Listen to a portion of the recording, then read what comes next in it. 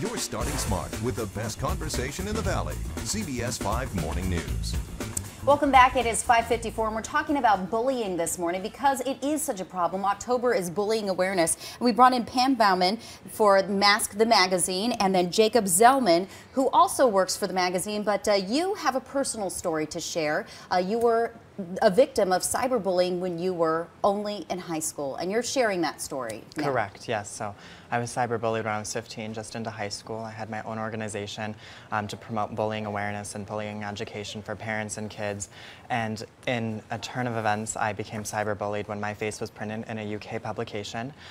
It was printed online and in person. My face, my name, my age, wherever you could find me was printed in this article. And in turn of events, I became bullied. I had a gun photoshopped to my head. People threatened to kill me every single day. One of the moments that stuck out in my head the most was when I was sitting in bed and we got a phone call and it went on the answering machine and they said, "We're never going to let you go until you're dead. We kill you." So they were basically deteriorating my entire life down to a small fraction, and until I was going to kill myself or I was going to die, they weren't going to stop. Did you have those thoughts in your mind when you just were barraged with that every hour of every day and phone calls? Of course, I mean, thousands of phone calls every single day, emails with guns photoshopped to your head. I think that would do that to any 15-year-old, so I'm pretty sure, when I think back on the events, I did definitely have those thoughts. I mean, I was doing a lot of negative things anyway, like I was cutting myself, I was doing things to get an outlet out there and try to kind of like deal with them internally, but ultimately it was my family who kind of helped push through.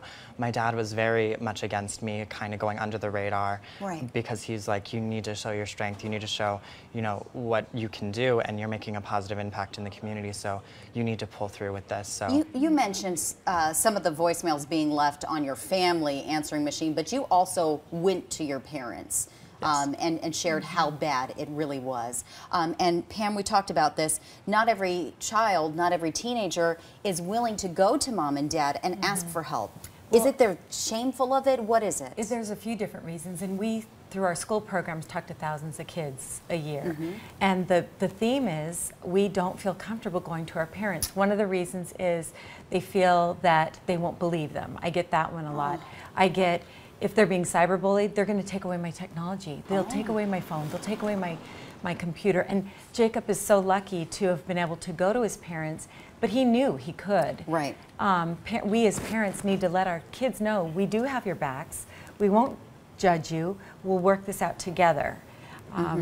I think they're afraid that they're going to overreact. So there are numerous reasons why kids are afraid to come to us. And this is the topic of your current edition of the magazine, Mask. You're talking about the telltale signs your child is being bullied. And let's go ahead and run down the top 5 telltale signs, because as parents, I mean, you might think, okay, this is just my teenager being moody and what's new with that. Right. But let's take a look. There are specific signs that your child's being bullied. Go ahead and run down these. Now, the first one is afraid to go to school. Oftentimes they'll fake illness.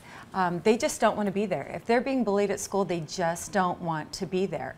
Loss of interest in schoolwork. I think a lot of that has to do with their minds are just preoccupied. If they're in class, they're not thinking about their schoolwork. They're thinking about going to recess and being harassed constantly. Sad, moody, teary, headaches, complaining of stomach aches, and other loss of appetite, and trouble sleeping or bad dreams. These are all red flags that something's going on and you should ask questions. Absolutely. And we as parents, I mean, like you said, regular teenagers, they are moody, they are tired, they do get headaches, and they're under a lot of stress. Yeah.